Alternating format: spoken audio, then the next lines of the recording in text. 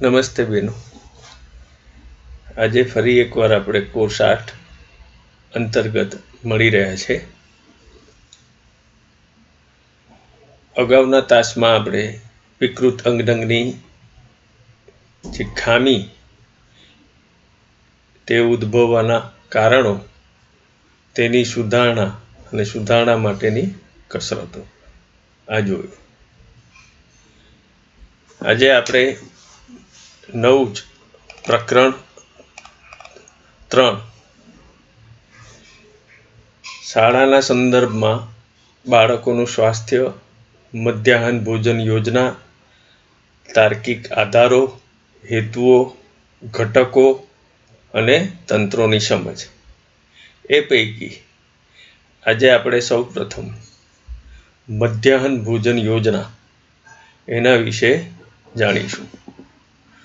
તો ગુજરાતમાં શાળાએ જતા બાળકો માટે મધ્યાહન ભોજન યોજના એ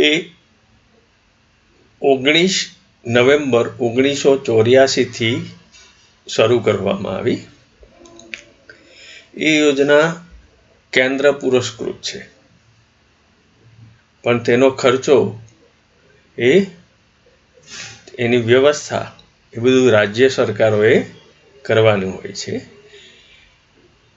એમાં અનાજ અને ચોખા એ કેન્દ્ર સરકાર દ્વારા પ્રોવાઈડ કરવામાં આવે છે, આપવામાં આવે છે. અને એ સિવાય જે ખર્ચ થાય છે એ યોજનાને પહોંચી વળવાનો, તેમાં કેન્દ્ર સરકાર સહાય કરે છે. તો આ યોજનાનું શરૂઆત કયા કારણસર થઈ એ આપણે જોઈએ. કહેવાય છે કે સ્વસ્થ રાષ્ટ્રની અમૂલ્ય સંપત્તિ એ સ્વસ્થ માનવ સંપત્તિ છે. આપણે અગાઉ પણ જોઈ ગયેલા છે. તો કોઈ પણ રાષ્ટ્રના વિકાસમાં એ રાષ્ટ્રના શિક્ષિત અને સ્વસ્થ લોકોનું યોગદાન રહેલું છે. અને એવા લોકો એ રાષ્ટ્રની અમૂલ્ય સંપત્તિ કહેવાય છે. તો એ જે શિક્ષિત અને સ્વસ્થ વ્યક્તિઓ છે, એ જે રાષ્ટ્રની અમૂલ્ય સંપત્તિ છે, એ સંપત્તિના સ્વાસ્થ્ય માટે એટલી જ ઝીણવટથી એનું સ્વાસ્થ્ય સારું જળવાઈ રહે એનું આયોજન પણ જરૂરી છે. તો એના અંતર્ગત સ્વાસ્થ્ય સારું રહેશે અને એ સ્વાસ્થ્ય સારું રહે એ માટે બાળ કક્ષાએથી જ કહેવાય છે ને કે પાયાથી જે વસ્તુઓનું ધ્યાન રાખવામાં આવે એ આજીવન સુધી એ સ્વસ્થ અને મજબૂત રહે છે. એમ બાળકોને બાળપણથી જ એનામાં એનું સારું સ્વાસ્થ્ય પ્રાપ્ત કરે તે માટે શાળા કક્ષાએ જ સારું સ્વાસ્થ્ય પ્રાપ્ત કરવા માટે શું જોઈએ? તો સંપૂર્ણ પોષણયુક્ત આહારની આવશ્યકતા રહેલી છે. એ આહાર એને શાળા કક્ષાએ જ ઉપલબ્ધ કરવામાં આવે. એટલે એની જે સ્વાસ્થ્ય માટે જરૂરી બાબત છે, પોષણ, જે સંતુલિત આહાર, એ શાળા કક્ષાએ જ ઉપલબ્ધ કરાવવામાં આવે. તો એનો બીજો લાભ થાય છે કે એના લીધે બાળક શાળામાં ટકી રહેશે. ઘણીવાર બાળક શાળા છોડી દેતા હોય છે, શાળામાં અડધો દિવસ આવે પછી ઘેર જતો રહે, નાની રિસેસ પછી, મોટી રિસેસ પછી. તો એ શાળામાં ટકશે તો એ સારું શિક્ષણ પણ પ્રાપ્ત કરશે. એટલે એક તો બાળકોનું સ્વાસ્થ્ય સારું બનશે અને જે શાળાનું શિક્ષણ છે એ ગુણવત્તાસભર બનશે. એટલે આવા બેવડા હેતુથી, આવા બેવડા લાભથી આ યોજના ચાલુ કરવામાં આવી હતી. હવે શાળામાં મધ્યાહન ભોજન 2 રીતે પૂરું પાડવામાં આવે છે. એક શાળા કક્ષાએ શાળામાં જ એટલે રસોઈયા દ્વારા રસોઈ તૈયાર કરીને આપવામાં આવે છે.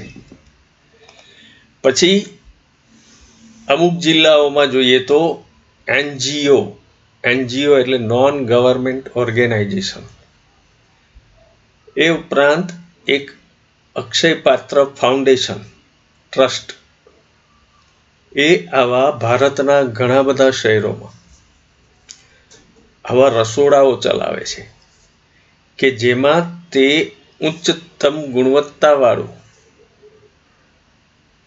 ખોરાક જે તૈયાર કરીને બાળકોને જે પોષણયુક્ત આહાર એ સ્કૂલે સુધી પહોંચાડવાનું કામ કરે છે.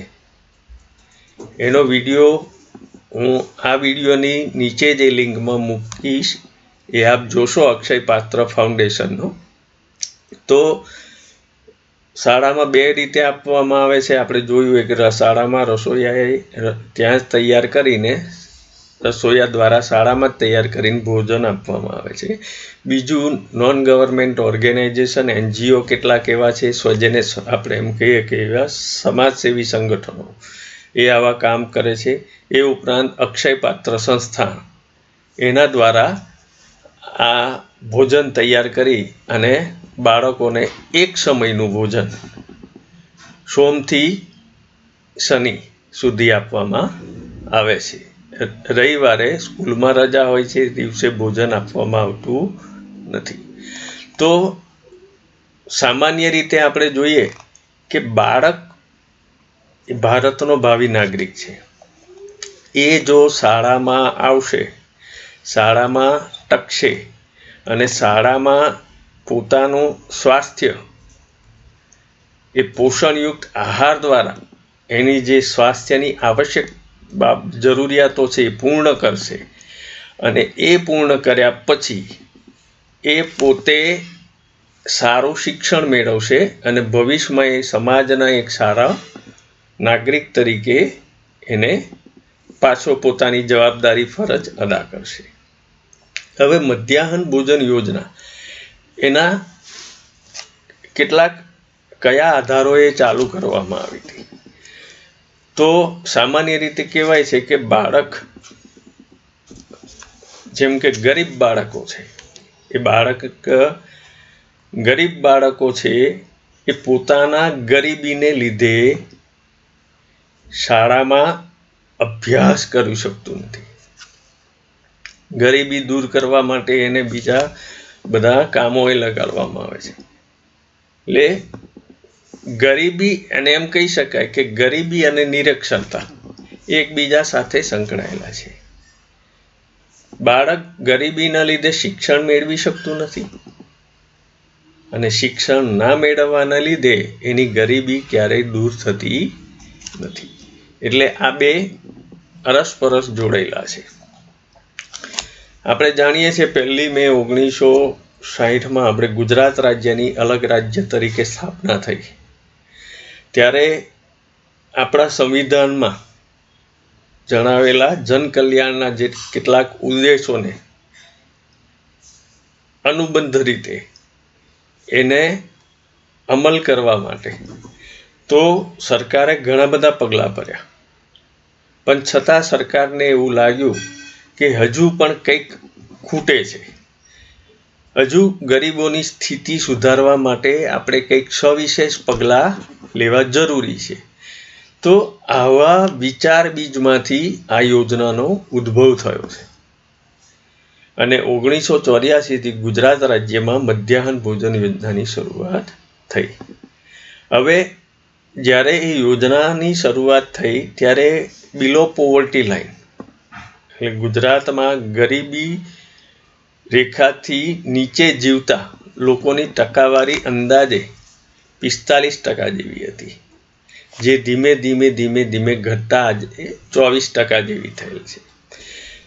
એટલે ગરીબીનું નિવારણ કરવા, ગરીબોની પરિસ્થિતિને સુધારવા સરકારે એવું વિચાર્યું કે આ લોકોને, અને સાથે બીજો વિચાર કે એ જ ગરીબ બાળકો શાળામાં આવતા થશે કે એને પોષણયુક્ત આહાર જો શાળા કક્ષાએ આપવામાં આવે તો એનો જે દ્વિલાભ સરકારે જોયો એ બેવડા લાભને એપ્લાય કરવા માટે એમણે બંધારણની જે 45મી કલમ મુજબ આપણે મફત ફરજિયાત અને સાર્વત્રિક શિક્ષણનો જે ધ્યેય સ્વીકારેલો એ યોજના પણ ફળીભૂત થાય એના અંતર્ગત સરકારે આ યોજના અમલમાં મૂક્યું. તો જ્યારે યોજના અમલમાં મૂકી ત્યારે સાક્ષરતાની ટકાવારી લગભગ 48 કે 49ની વચ્ચે હતી. આજે તે 69 જેવી 70% લોકો અક્ષર જ્ઞાન ધરાવે છે. જ્યારે એ અમલવારી કરી ત્યારે 43 થી 44% સાક્ષર જ્ઞાન ધરાવતા હતા. આજે એ સંખ્યા વધીને 69 થી 70% જેવી લોકો સાક્ષર જ્ઞાન કે અક્ષર જ્ઞાન ધરાવે છે. હવે તમે કેવું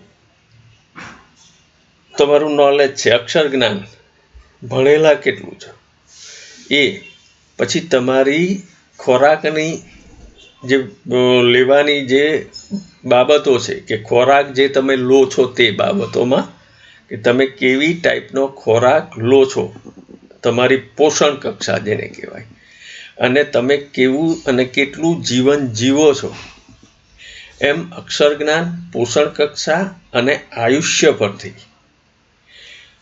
જે જીવનની ગુણવત્તા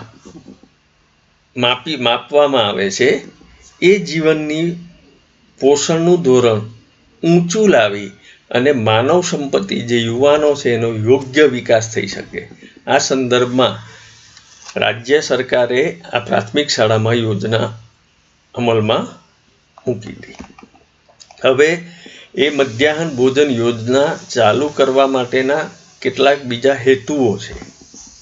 એ જે હેતુઓ આપણે જોઈએ તો 1984માં આ જ્યારે યોજના અમલમાં મૂકવામાં આવી હતી એ પછી 2015-16માં પ્રાથમિક શાળામાં જે રજીસ્ટર થયેલા બાળકોની સંખ્યા આશરે લગભગ 60 લાખની આસપાસ હતી. એમાંના 42 કે 43 લાખ જેટલા બાળકો એ મધ્યાહન ભોજન યોજનાનો લાભ લેતા હતા. એ વખતે જે રજીસ્ટર થયેલા નોંધાયેલા બાળકો એ બાળકોમાંથી એટલા ટકા 42 થી 43% જે વિદ્યાર્થીઓ છે, 42 થી 43 લાખ વિદ્યાર્થીઓ આ મધ્યાહન ભોજન યોજનાનો લાભ લેતા હતા. એમાં લગભગ 19% જેવી 19 થી 20% છોકરીઓ અને લગભગ 23 થી 24% જેટલા છોકરાઓ એ આ યોજનાનો લાભ લેતા હતા. હવે આ યોજનાનો મુખ્ય હેતુ આપણે જોઈએ તો પ્રાથમિક શાળામાં ભણવા આવતા બાળકોને મધ્યાહન ભોજન યોજના અંતર્ગત એને 1 ટંકનું ભોજન આપવું. આ ભોજન આપવા પાછળનો હેતુ એ હતો કે જે મુખ્ય એ સરકારની જે યોજનાને સહાયરૂપ થાય ગરીબી નિવારણનો, એટલે એ જે રાજ્ય સરકારના પ્રયત્ન હતો એના પૂરક બને. પછી આ યોજનાને લીધે જે શાળામાં આવે છે એ કઈ વર્ષના 6 થી 14 વર્ષના બાળક આવે છે, એટલે વિકાસશીલ વય જૂથના બાળકો કહેવાય. એ લોકોમાં જો પોષણયુક્ત આહાર એમને મળશે તો એમનું જે વિકાસનો જે તબક્કો છે એ સારી રીતે પોતાના વૃદ્ધિ અને વિકાસ એ સાધી શકે છે. વિકાસ માત્ર શારીરિક નહીં પણ શારીરિક, માનસિક, સાંવેગિક, આધ્યાત્મિક એ જે એનો સર્વાંગી વિકાસની વાત કરવામાં આવી છે. એટલે એનું પોષણની કક્ષા ઊંચી આવશે તો પોષણનું ધોરણ ઊંચું આવવા લીધે એ બાળકોનો વિકાસ સારો થશે. પછી મેં જેમ અગાઉ કહ્યું હતું એમ કે અધવચ્ચેથી શાળા છોડી જનાર બાળકો, જેમ કે ઘણા થોડું દાખલ થયા, થોડો ટાઈમ ભણશે ને પછી શાળાથી વિમુક્ત થઈ જશે. તો શાળા છોડી દેશે. ઘણા બાળકો એવા છે કે શરૂઆતના પ્રારંભના સમયે આવીને પછી શાળાઓમાંથી ગેરહાજર રહેતા હોય. તો જે શાળા છોડી જવાનું પ્રમાણ, જેને આપણે કહીએ છીએ ડ્રોપ આઉટ રેશિયો, એ રોકવા માટે અને બાળક એને ટૂંકમાં આપણે એમ કહીએ છીએ કે ભૂખ્યા પેટે ભજન થાય નહીં. કારણ કે બાળકો એવી ગરીબ પરિસ્થિતિમાંથી આવે છે કે સવારે કશું ખાધા વગર નીકળી ગયા હોય, ઘણે દૂરથી આવતા હોય, એ ચાલીને આવવાને લીધે થોડું ઘણું ખાધું હોય, ફરી બાળક છે રમત રમે એટલે એને ભૂખ તો લાગે છે. ફરી શાળામાં એટલે એના પપ્પા મમ્મી મજૂરીએ ગયા હોય, બાળક એકલું આવતું રહ્યું હોય, પછી ઘેર કોઈ હોય નહીં, બાળક ભૂખ્યું થયું હોય, પાછું જમવાનું કે એવું શોધવા ઘેર જશે.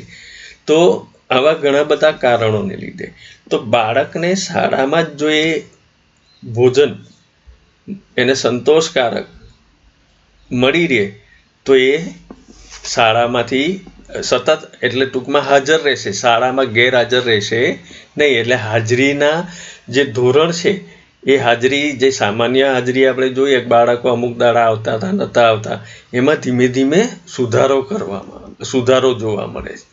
અને ખાસ કરીને મેં કહ્યું એમ કે ગરીબ વર્ગના બાળકો છે જેને માત્ર એક ટંકનું ખાવા પણ નથી મળતું ઘણીવાર, અથવા સરખું ખાવા નથી મળતું, તો એવા બાળકો શાળામાં વધારે આવતા થશે.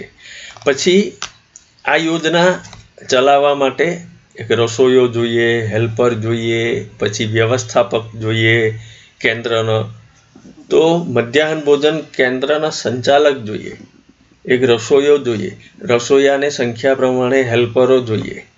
એ હેલ્પરની સાથે ત્યાંના સ્થાનિક માર્કેટમાંથી અમુક ચીજ વસ્તુઓની ખરીદી થશે, બીજા વાસણ માટેના ઘસવા સાફ કરવા એવા બહેનો જોઈએ.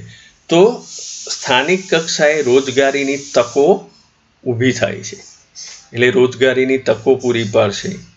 પછી આ જે ભોજન બનાવીને આપવામાં આવે છે ત્યારે એમાં સર્વધર્મ સંભાવ અન્વયે બધા જ એક સાથે એક હરોળમાં બેસી અને એક જ જે ભોજન બને છે સાથે ખાવાને લીધે એમાં એકતા, પ્રેમ, આવા જે ગુણો છે એ સામાજિક એકતા, રાષ્ટ્રીય એકતા, એ એકરૂપ થવાનું એક પગલું બની રહેશે. બધા રાષ્ટ્રીય સામાજિક એકતા સધાશે, બધા સમાન લાગશે, એના લીધે એક સારી રાષ્ટ્રીય એકતા સાધવાનું એક પગલું બની રહેશે. હવે આ યોજના લગભગ સરકારે, આપણે જોઈએ છે કે તમે શહેરોમાં રહેતા હશો તો શહેરોમાં નગર પ્રાથમિકની સ્કૂલોમાં કોઈ એક જગ્યાએથી બનાવીને આપવામાં આવે છે. બાકી જિલ્લા પંચાયત અને તાલુકા પંચાયતની શાળાઓમાં તો સરકાર દ્વારા ત્યાં જ રસોઈયા દ્વારા બનાવીને આ ભોજન બાળકોને આપવામાં આવે છે. હવે આપણે જોઈએ મધ્યાહન ભોજન યોજનાના ઘટકો. તો તમે જોશો સામાન્ય રીતે એની અંદર ખાદ્ય સામગ્રીનું કંઈક પત્રક આપેલું છે. એમાં કયા 1 થી 5 ધોરણના બાળકો, 6 થી 8 ધોરણના બાળકો એ કેટલો ખોરાક લે છે, એનું રોજનું કેટલા એક બાળક દીઠ કેટલો એનો ખર્ચ આવે છે, એનું પત્રક છે, એ તમે જોઈ લેશો.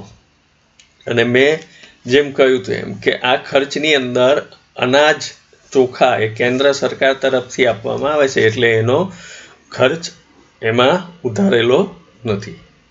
હવે જે કોઠામાં બતાવેલી છે એ જ ખાદ્ય સામગ્રીને લઈ અને ત્યાંની સ્થાનિક જે અભિરુચિ, આપણે જેને કહીએ છીએ કે કેવું મને ખાવા ભાવે, એ મારી એક પોતાની એક રુચિ હોય કે મને આ ટાઈપનું આવું ખાઉં, મને કોઈ બીજી એવી અમુક વસ્તુમાંથી બનાવેલ વસ્તુ હું ના ખાતો હોય, તો સર્વસામાન્ય રીતે ત્યાંની અભિરુચિ શું છે એ જાણી, એમની પસંદગી જાણી અને ત્યાંની જે લોકલ સુવિધાઓ છે એ સુવિધાઓને ધ્યાનમાં રાખીને એવી વાનગીઓ નક્કી કરવામાં આવે છે કે મળેલી જે સામગ્રી છે એમાંથી વિવિધતા લાવવાની હોય છે.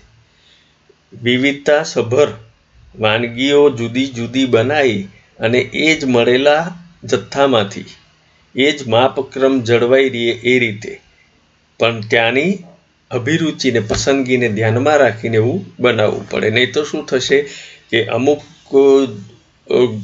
જે આપણે માનો કે કોઈ અમુક વિસ્તાર છે જ્યાં રોટલીઓ ના ખાતા હોય, ત્યાં રોટલા કે એવું ખાતા હોય, જ્યાં ચોખા ના ખાતા હોય, તો ત્યાં એ રીતનું ટૂંકમાં જ્યાંની સ્થાનિક રસરૂચિને પસંદગીને ધ્યાનમાં રાખીને મળેલા જે જથ્થામાંથી વિવિધતાસભર જુદી જુદી વાનગીઓ બનાવી અને બાળકોને ભોજન એક ટંકનું મળે તેવું આયોજન કરવાનું છે. હા, પણ એમાં ધ્યાન રાખવાનું છે કે કોઈ એક જ દિવસે રાંધવાની એક જ વસ્તુ હોય, એનાથી વધવી જોઈએ નહીં. એટલે રાંધવાની વાનગી બને તેટલી ઓછી હોય એવી સમાન પદ્ધતિ એપ્લાય કરવાની હોય છે.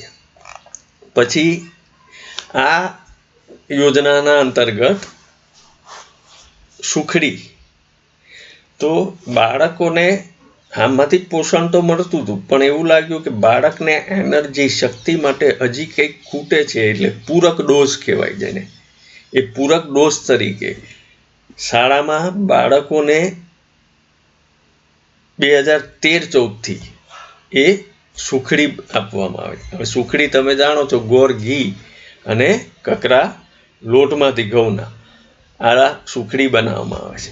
એ સુખડી દર શનિવારે બાળકો એનું રેગ્યુલર ભોજન લઈ લે, પછી રસોઈયો સુખડી બનાવે અને ભોજન લીધાના 2 કલાક પછી, પહેલાં તો ગુરુવારે હતું, પણ હવે સ્થાનિક પેલા પ્રમાણે શનિવારે કર્યું છે, એટલે હું અત્યારનું બોલી ગયો.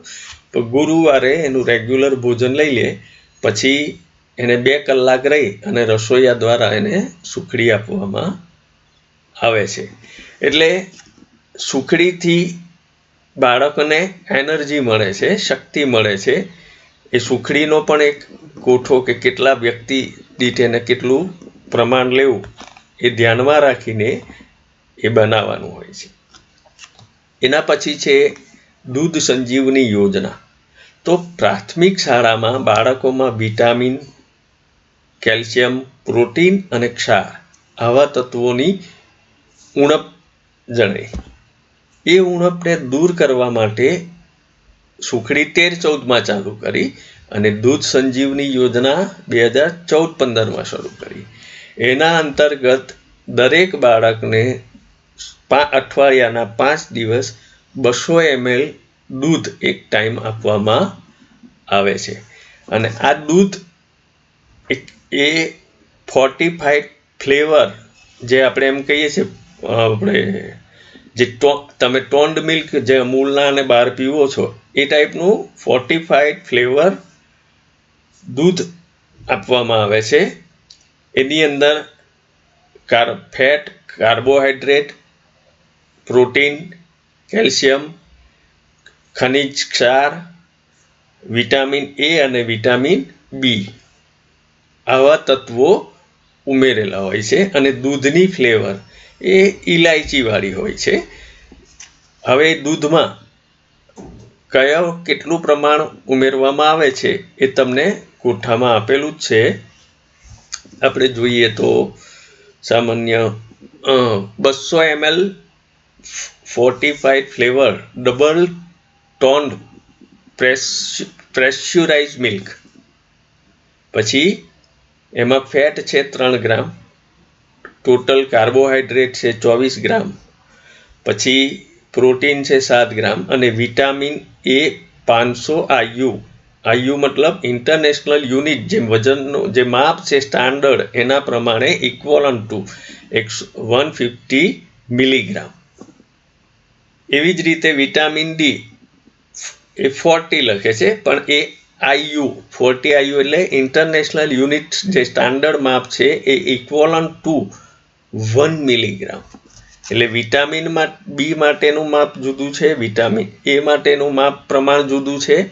એટલે આ રીતનું આ બધા જ તત્વો ઉમેરેલું એને દૂધ અઠવાડિયામાં 5 દિવસ દરેક બાળકને 200 ml આપવામાં આવે છે.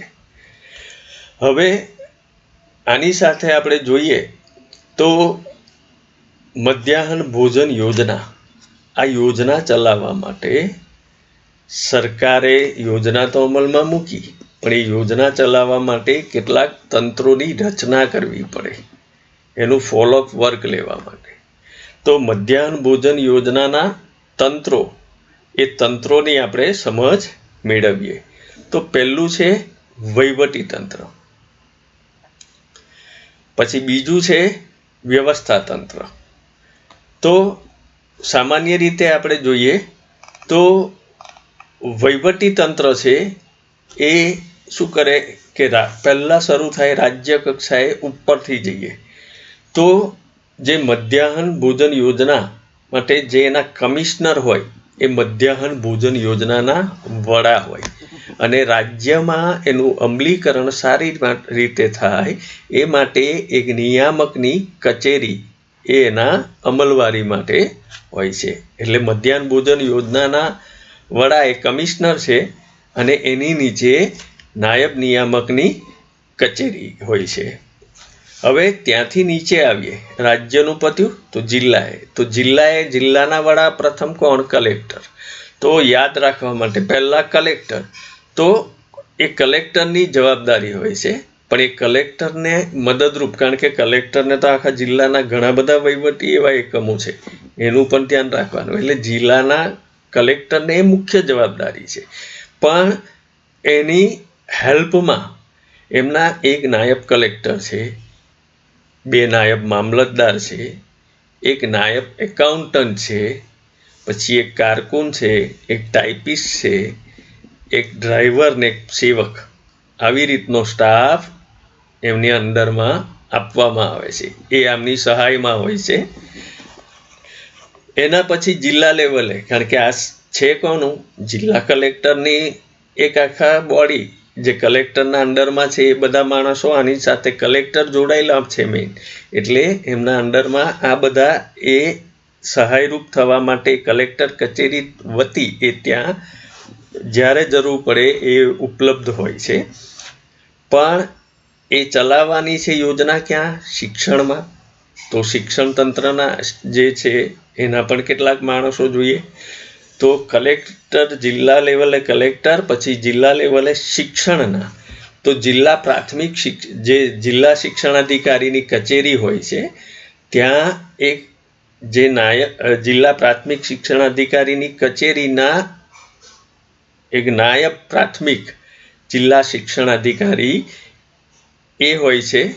એમાંય મુખ્ય જે હોય છે એમને પણ ઘણા કામ હોય છે, એટલે એક નાયબ જે જિલ્લા પ્રાથમિક શિક્ષણાધિકારી હોય એની સાથે સાથે એમના સહાય માટે એમને પણ એક જુનિયર ક્લાર્ક, એક સિનિયર ક્લાર્ક, એક ટાઈપિસ્ટ અને એક પટ્ટાવાળા, એમને ડ્રાઈવર કે એ હોતા નથી. એટલે આ રીતે એક ટીમ હોય છે. પછી એનાથી નીચે જઈએ તો તાલુકા કક્ષાએ આવે, જિલ્લા પછી તાલુકો. તો તાલુકા કક્ષાએ કોણ આવે? મામલતદારની કચેરી. તો મામલતદારમાં તો 2 નાયબ મામલતદાર હોય છે.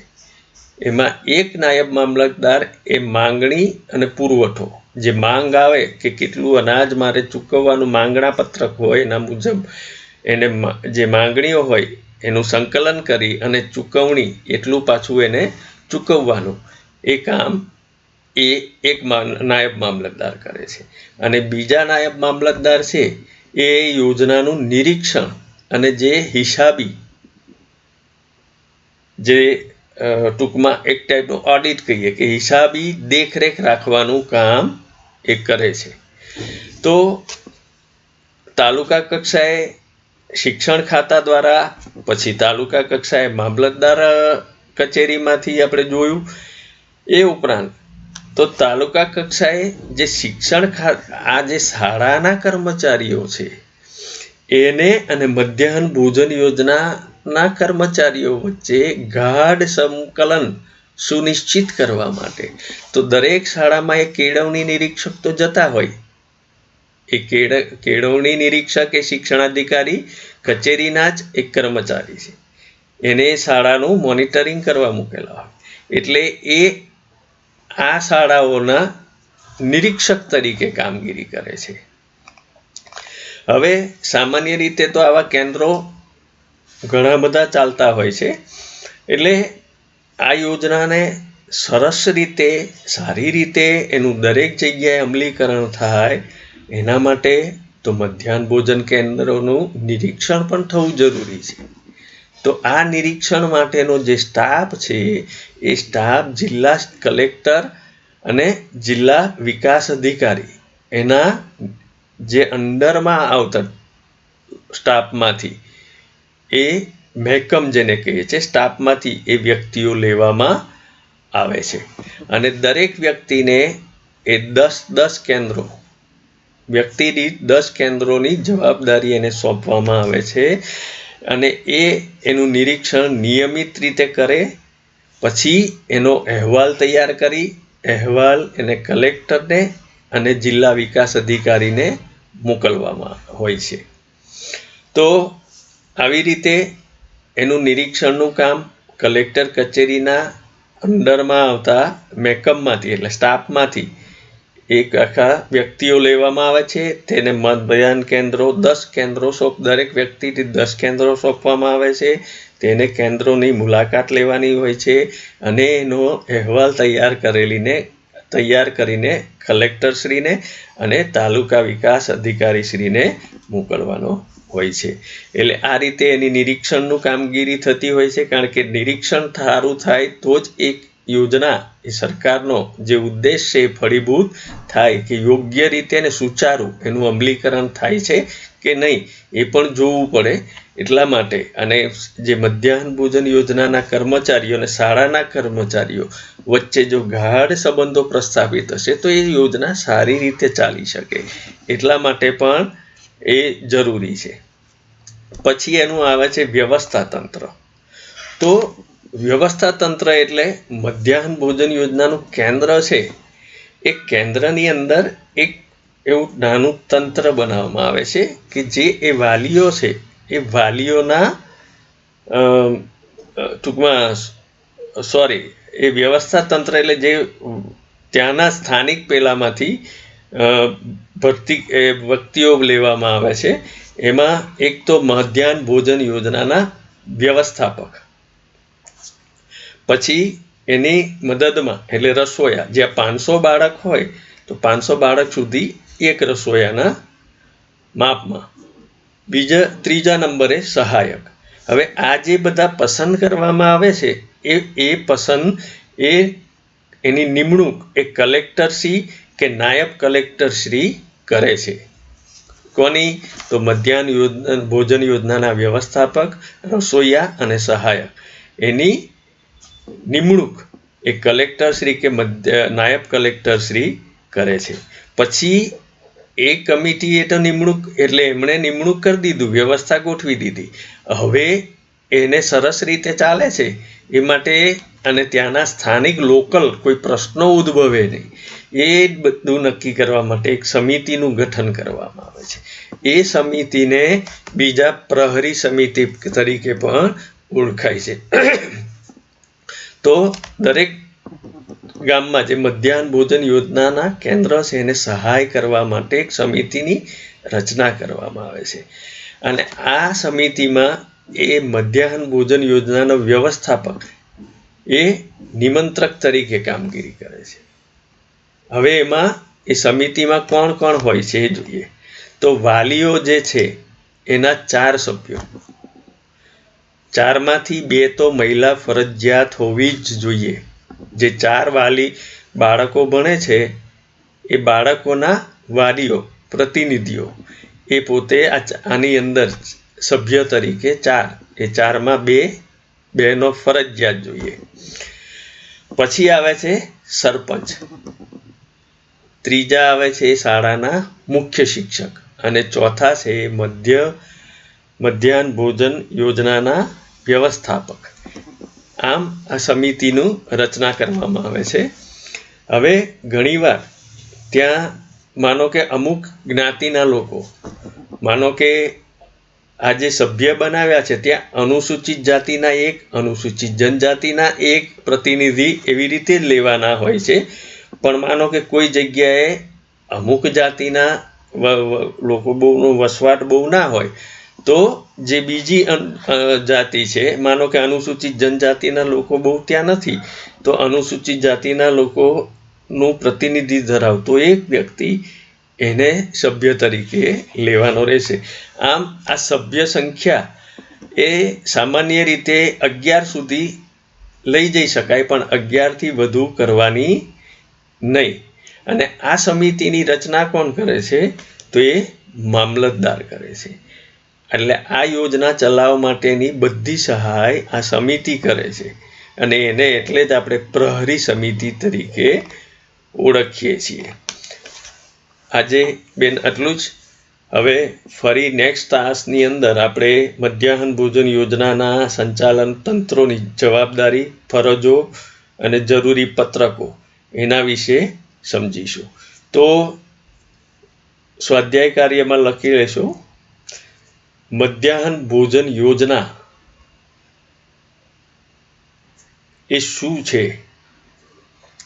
અને મધ્યાહન ભોજન યોજના શરૂ કરવાના મુખ્ય હેતુઓ જણાવો. બીજું, મધ્યાહન ભોજન યોજનાના વહીવટી તંત્ર, વ્યવસ્થા તંત્ર અને એની સમિતિ એને જણાવો. અસ્તુ.